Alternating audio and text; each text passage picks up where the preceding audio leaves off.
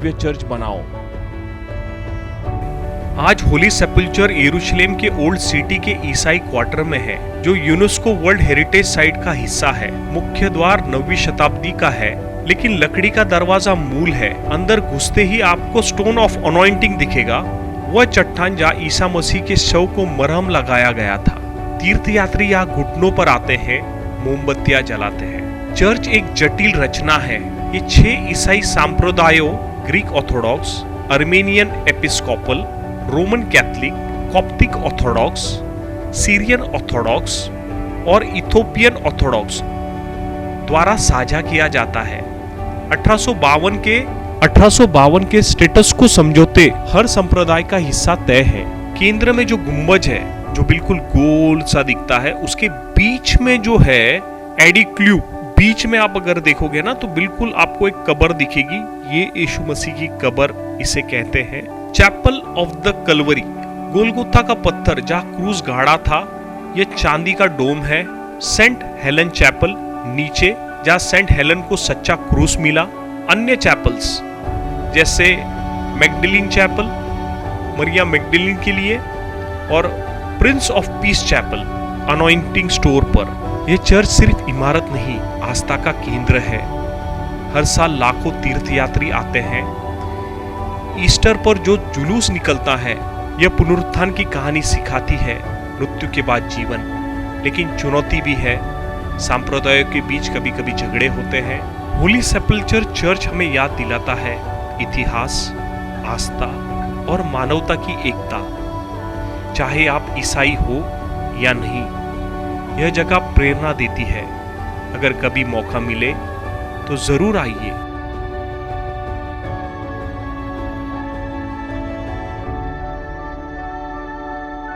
Shalom, praise the Lord, जय मसीह की। आज हम एक ऐसी जगह की यात्रा पर है जो अरबों ईसाइयों के लिए सबसे पवित्र तीर्थस्थल है। यह है यरूशलेम का होली सेपल्चर चर्च, वो स्थान जहां यीशु मसीह को सूली पर चढ़ाया गया, दफनाया गया और तीसरे दिन जी उठे। बाइबल की कहानी यहाँ साकार हो जाती है। आइए इस चर्च के इतिहास, रहस्यों और महत्व को जानें। 2000 साल पहले, पहली शताब्दी में यरूशलेम शहर के बाहर एक पहाड़ी थी, गोलगोथा, जिसका मतलब है खोपड़ी का स्थान। बाइबल के अनुसार यही ईसा मसीह को रोमन सैनिकों ने सूली पर चढ़ाया। उनके शव को जोसेफ ऑफ अरमाथिया के कब्र में दफनाया गया, जो ठीक पास ही थी। तीसरे दिन कब्र खाली मिली। ईसा मसीह पुनरुत्थित हो चुके थे, लेकिन सदियों तक ये जगह भूली रही। 135 ईस्वी में रोमन सम्राट हेनरियन ने यहाँ एक मंदिर बना दिया। फिर 4वीं शताब्दी में एक चमत्कार हुआ। रोमन सम्राट कॉन्स्टेंटाइन ने ईसाई धर्म अपनाया। उनकी माँ, जिसे हम सेंट हेलेना कहते हैं, लगभग 326 ईस्वी में यरूशलेम की यात्रा की। उन्होंने खुदाई करवाई और गोलगोथा का पत्थर और खाली कब्र मिली। कॉन्स्टेंटाइन ने आदेश दिया, यहाँ दुनिया का सबसे भव्य चर्च बनाओ। 335 ईस्वी तक पहला होली सेपल्चर चर्च तैयार हो गया। यह एक विशाल बेसिलिका था जिसमें कब्र पर रोटंडो, लेकिन इतिहास ने इसे बार बार आजमाया है। 614 ईस्वी में फारसी आक्रमणकारियों ने चर्च को जला दिया। 1009 ईस्वी में मिस्र के खलीफा अल हकीम ने इसे ध्वस्त कर दिया। फिर 1048 ईस्वी में बैजेंटाइन सम्राट कॉन्स्टेंटाइन ने इसका पुनर्निर्माण किया। 1099 ईस्वी में प्रथम क्रूसेडर के दौरान यूरोपीय योद्धाओं ने यरूशलेम पर कब्जा किया और 1149 ईस्वी में चर्च को नया रूप दिया, जो आज भी ज्यादातर वैसा ही है। 1187 ईस्वी में सलादीन ने शहर जीता, लेकिन उन्होंने चर्च का सम्मान किया। तब से 2 मुस्लिम परिवार, नुसेबा और जुदेह, चर्च की चाबी संभालते हैं। हर सुबह नुसेबा का परिवार का सदस्य द्वार खोलता है। यह सदियों पुरानी शांति का मिसाल है। ये देखो, इसके बाद हमको एक सीक्रेट जगह मिली जहाँ पर कम लोग आते हैं या कम लोगों को ये चीज़ देखने मिलती है। यहाँ पर देखो, ऊपर एक रोशनी जल रही है, बिल्कुल ये साइड में है। होली सेपल्चर चर्च के बिल्कुल साइड में ये एक रास्ता है और कुछ एक गुफा देखने मिलेगी हमको वहां पर। और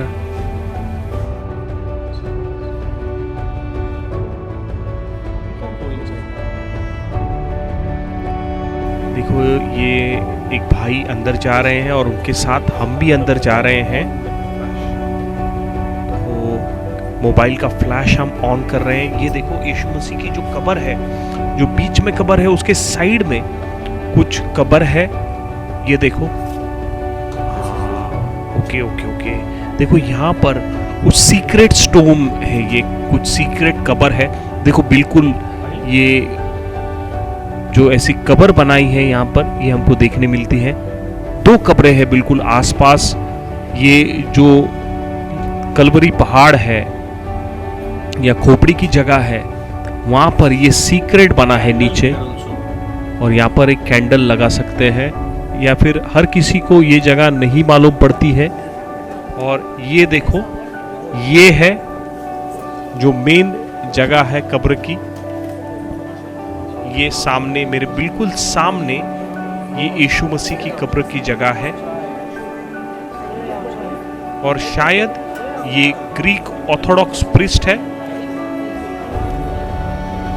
जो वीडियोस को अलाउड नहीं करते, हम चुपचाप ले सकते हैं।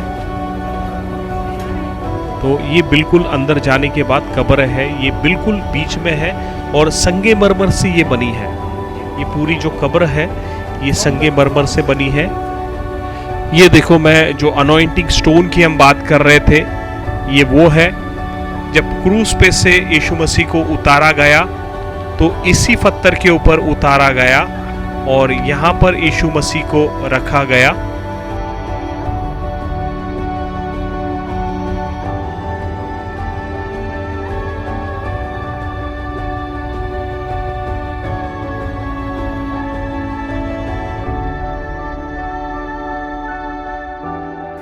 लगभग 7 समुदाय यहाँ पर एक साथ है, अलग अलग। ये देखो, अभी हम एक जो हमारे गाइड है कुछ हमको रहस्य बताने वाले हैं।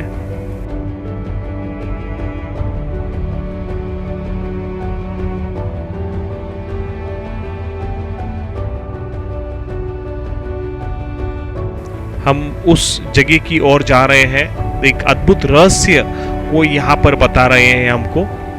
ये देखो, हम अभी जा रहे हैं ऊपर की तरफ, लेकिन शायद ऊपर अलाउड नहीं है, ऊपर वो आने नहीं दे रहे हैं। तो हम अभी एग्जैक्टली अभी हम नीचे हैं। तो हमारे जो गाइड है एक बहुत ही महत्वपूर्ण बात वो हमको शेयर कर रहे हैं यहाँ पर। अभी हम एग्जैक्टली यीशु मसीह को जहां पर क्रूस पे दिया गया था उसके हम एग्जैक्टली नीचे खड़े हैं। ये ऊपर है और हम उसके नीचे हैं। और ये खत्म होने के बाद हम अभी ऊपर भी जाने वाले हैं। ये एक पत्थर है जहां पर उन्होंने क्रूस को गाड़ा था। और मैं आपको कुछ प्रश्न करना चाहता हूं, यीशु मसीह इस दुनिया में क्यों आए और उन्होंने अपना बलिदान हमारे लिए क्यों किया? टू गॉड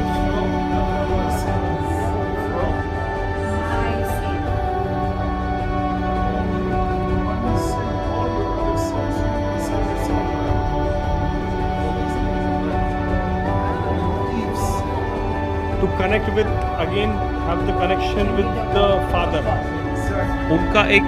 उनका बलिदान इसलिए था कि फिर से उस परमेश्वर के साथ हम जुड़ सके, इसलिए यीशु मसीह ने बलिदान।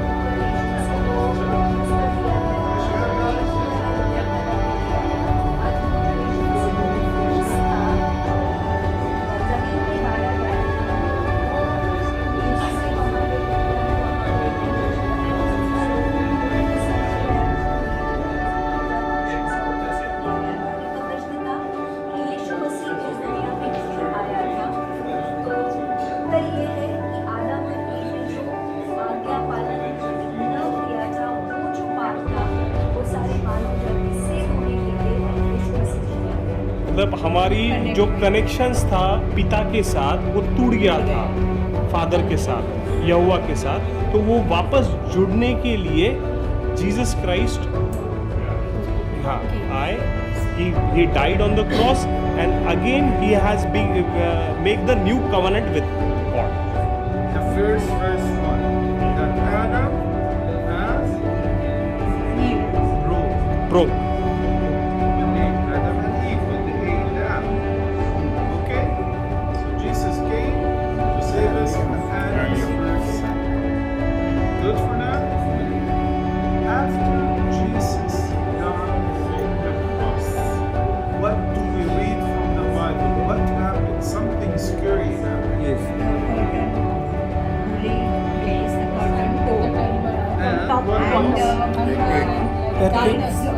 പാറകൾ പിളർന്ന് പേതാവിനെ തുടർന്നാണ് മലയാളം ബൈബിൾ പറയുന്നത്. All talking together. അത് hindi പറയുന്നത്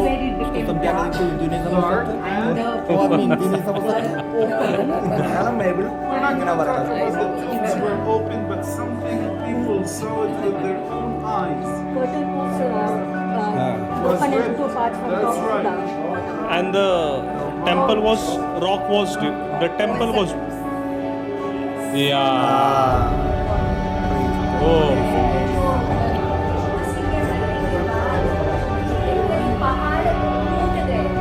दुगुन मिला हाँ.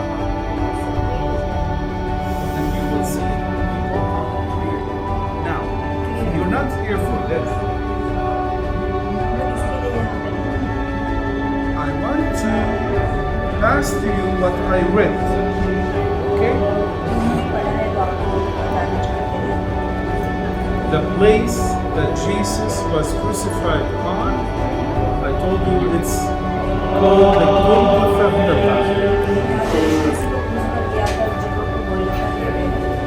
Golgotha is not an English word, it's a Hebrew word. Golgolet, I told you. Skull. Golgolet skull. खोपड़ी की जगह तलेउटी होना हिब्रू वर्ड है जिसका मतलब होता है स्कल. किसका किसका Why skull? गला है? Goliath? No. No. No, back. Skull. I will show you some paintings emphasizing a skull. God, the word is so big. He does things sometimes we don't even understand. So above our mind. बहुत बड़ा है जो करता है हमारे समझ के बाहर होता है काफी बार.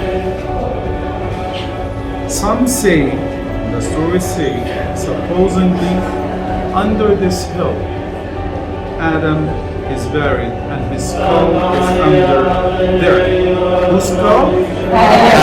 Adam's skull.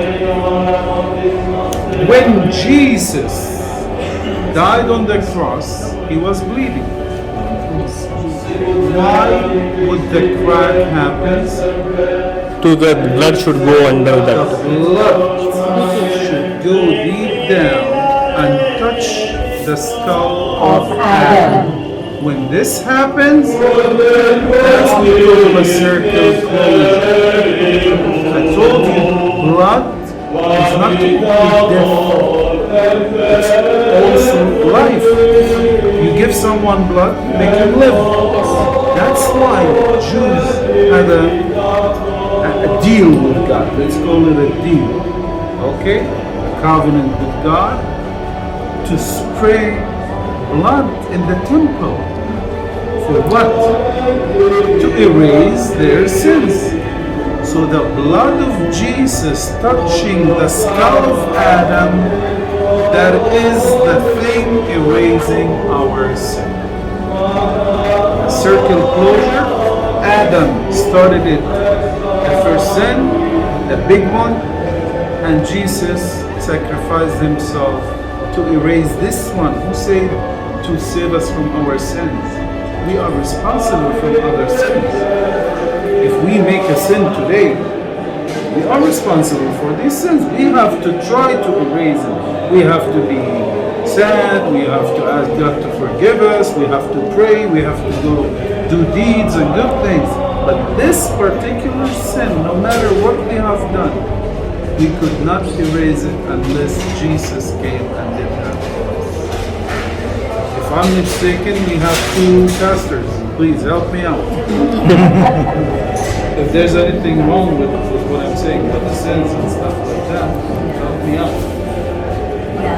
ये बता रहे थे कि जब भी यीशु मसीह को क्रूस पर दिया गया था तो जो पत्थर थे या जो माउंटेन्स थे वो घुम गए, और जो आदम ने पाप किया था, या आदम जो हेल में है, अभी नर्क में है, तो वो जो खून यीशु मसीह के सलीब से वो जो क्रैक था उसमें से आदम की कौटी के ऊपर, आदम के स्कल के ऊपर गिर गया, और आदम ने जो पाप किया था, देखो बाइबल में लिखा है कि पाप का वेतन मृत्यु है और लहू बहाए बगैर पापों की क्षमा नहीं होती।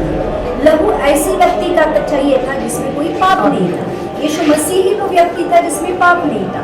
तो यीशु मसीह के उस लहू के द्वारा आदम ने जो पहला पाप किया था, जिसकी वजह से मानव जाति पाप में आ गई थी, वो पाप माफ हो गया। तो वो जो सर्कल था, मतलब जो पाप, पिता को एक ऐसे मेमने की जरूरत थी जिसके द्वारा हमारे पापों की क्षमा हो सकती है, और वो मेमना था यीशु मसीह, जिसमें कोई ऐब नहीं था, जिसमें कोई पाप नहीं था। उसने अपने आप को उस क्रूस पर दे दिया और सारे मानव जाति के सारे पापों की क्षमा हो गई।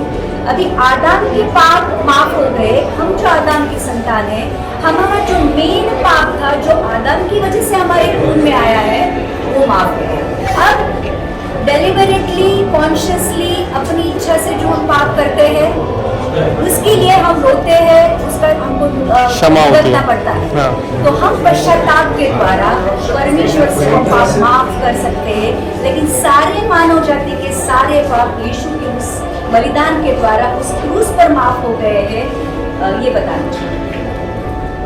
Last thing I'm going to say, when we go to Nazareth, the Annunciation Church, that's where the angel Gabriel announced to Mary that she will be pregnant with Jesus.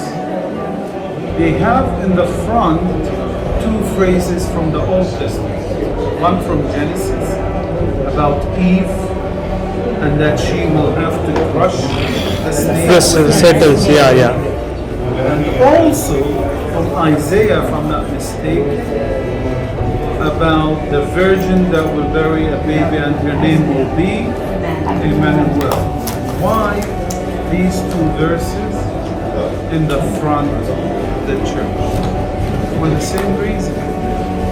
Who helped for the first sin to become? Who helped for the sin to be erased? Mary. That is the circle. Close. Starts from one side and goes the other side. You remember that when we go to that. This place is called Adam's Chapel. For the reason you know. Let's go see if they Can I explain them sorry. about Nazareth? Yes. जब हम नाजरत में जाएंगे, वहाँ पे church of असेंशियन है, जहाँ पे mother मेरी को मरियम Annunciation, हाँ। Annunciation चर्च है, जहाँ पे मरियम को दो स्वर्गदूत मिलने आए थे और उन्होंने बताया था कि तुझ पर पवित्र आत्मा उतर कर आएगा, तेरे द्वारा जो पुत्र जनेगी वो यीशु रहेगा। तो वहाँ पे दो स्क्रिप्चर लिखे हुए हैं। एक है जेनेसिस 3:15, जहाँ पे लिखा है कि स्त्री के द्वारा पुत्र जन्म ले, स्त्री की संतान शैतान के सर को कुचल डालेगी और वो उसके एड़ी को डसेगा। और दूसरा स्क्रिप्चर लिखा है यशायाह में, जहाँ पे लिखा है कि स्त्री कुंवारी के द्वारा पुत्र जन्म होगा, इसका नाम इम्मानुएल रखा जाएगा। तो स्त्री के द्वारा पाप जैसे दुनिया में आया और उसी स्त्री के द्वारा यीशु मसीह